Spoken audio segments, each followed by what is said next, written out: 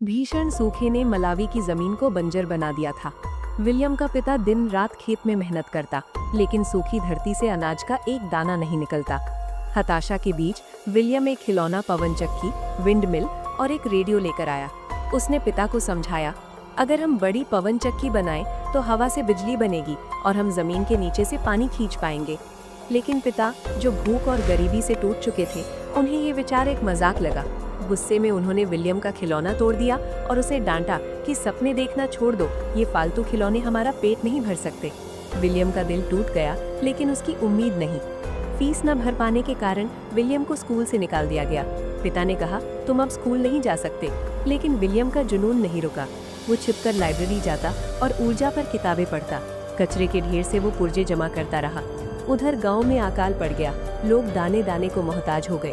परिवार का बोझ कम करने के लिए विलियम की बहन ने घर छोड़ लिया, लेकिन जाते जाते अपने भाई के लिए एक डायनेमो जनरेटर छोड़ गई।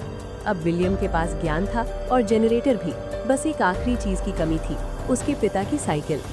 साइकिल ही उस परिवार की आखिरी संपत्ति थी, उनकी आजीविका का आखिरी सहारा।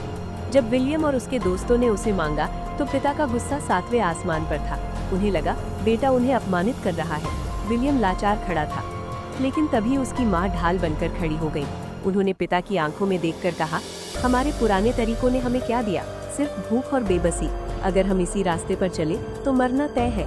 हारने के लिए अब बचा ही क्या है। एक बार अपने बेटे पर भरोसा करके देखिए। इन शब्दों ने पिता की जिद तोड़ दी।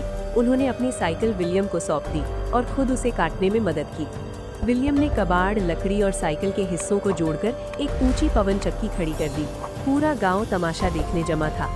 विलियम ने तार जोड़े, हवा चली, पंखे घूमे, रफ्तार बढ़ी और अगले ही पल पाइप से पानी की तेज धार फूट पड़ी। सूखी प्यासी जमीन पर जैसे जीवन लौट आया। लोग हैरान रह गए। पिता की आंखों में आंसू बह निकले, दुख के नहीं बल्कि गर्व और पछतावे के। जिस बेटे को उन्होंने रोका था, उसी ने आज पूरे परिवार को बचा लिया। असली जादू हाथों की लकीरों में नहीं, बल्कि माथे के पसीने में होता है।